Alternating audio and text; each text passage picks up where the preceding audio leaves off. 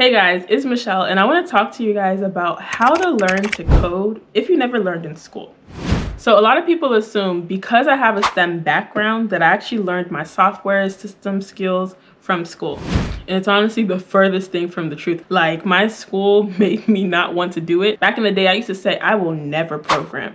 I don't want to learn how to use the computer, not use the computer, but I don't want to be a computer person. I'm not going to do programming. I'm not scripting. I'm not doing none of that. And that's because the way they taught programming. So they would give us assignments, right? So imagine you get an assignment and they're like, solve this problem, this mechanical problem, this fluid dynamics problem in MATLAB, but nobody has taught you MATLAB. How can I solve a problem in MATLAB if nobody has taught me MATLAB? Or I remember in numerical methods class, explain to me what this pseudocode something is doing.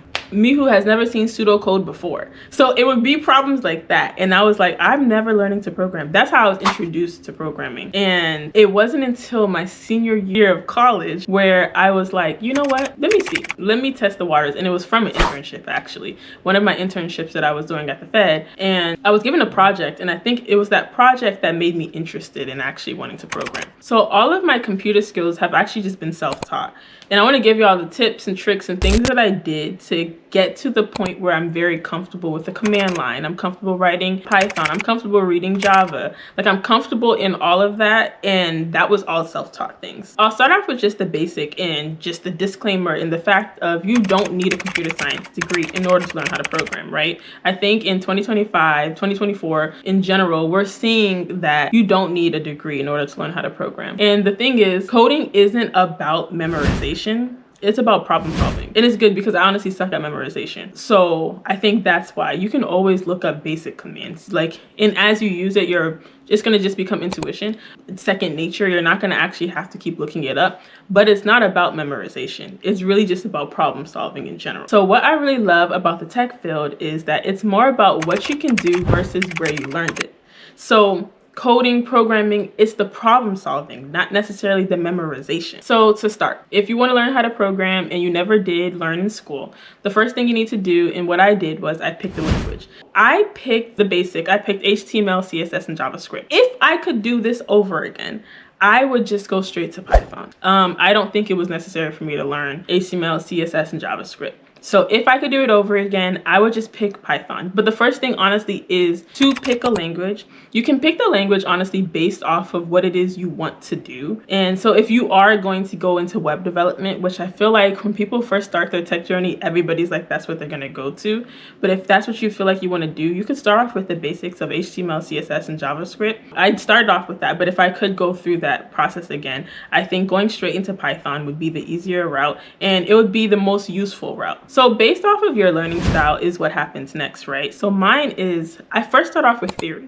I like to read books, take my notes. I like to make sure I understand the concepts, highlight, do all that stuff. And this always happens to me right in the middle. I'll eventually be like, okay, I want to start a project. I won't finish the book. I never do. Because to me, like I said, I can only do theory so much. I'm ready to apply it. So after I get through the book to a certain extent, I start to look for projects. I wanted to do things more hands-on. I'd be like, okay, it's time for me to apply what I just learned in the books. So I would use Code Academy. I would use Udemy. Sometimes they have sales where you can find classes for like $10, $6. So I would buy those and then I would go through the projects with them. And then I would go on YouTube and also just look for projects. Like, you know how some people will have different playlists of different projects that they use, like how to build a to-do list with Python or something like that, or how to build a website only using HTML, like something like that. So I would go and I would do the project. And then I would also just like refer back to my notes, also go back to the book back and forth. So if you're a structured learner, going down the YouTube rabbit hole may not be the best for you. So you might want to stick more to like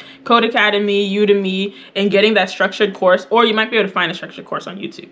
But if you're like me and you like want to start something, then you start another thing, and you start another thing, YouTube's fine. Honestly, when you're going through any of these courses, you're going to come into problems. You're going to come into like, what they have as their setup isn't the same exact thing for yours. So you're gonna have to troubleshoot. You're gonna have to go on Stack Overflow. You're gonna have to read Medium articles as you're doing these setups and learning different things. And that's going to help you in the long run as a programmer anyways. So that's what I ran into. I ran into issues, and just issues based off of HTML, CSS, and JavaScript.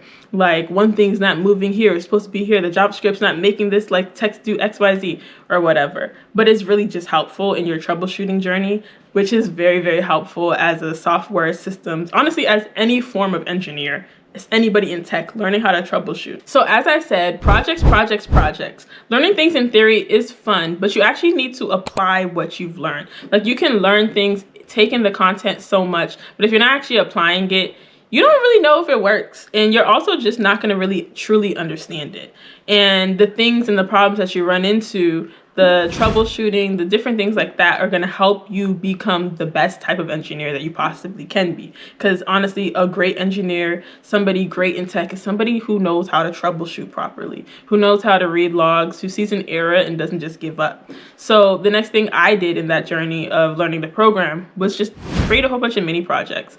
I found some on YouTube, and like I said, I bought a whole bunch of different courses on Udemy, and I used that as my practice ground. So one thing that I would add in learning how to program, if you never learned in school, that I didn't do is building a coding community. Honestly, building a community of people who are doing the same thing as you. I didn't have that when I was learning, so I was more isolated in learning, other than just like looking at articles. But right now, finding people who are learning the same thing you do. So in my journey right now at becoming a subject matter expert in DevOps, I have a community with a group of friends where I'm able to be like, hey, I just learned XYZ.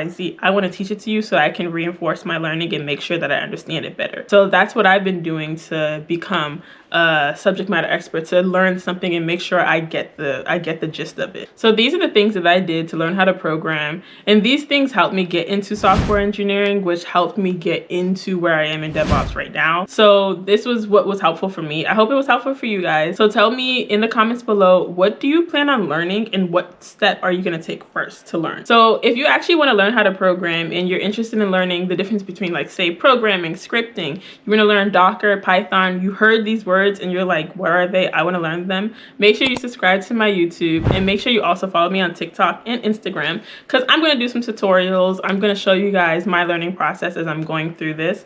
And yeah,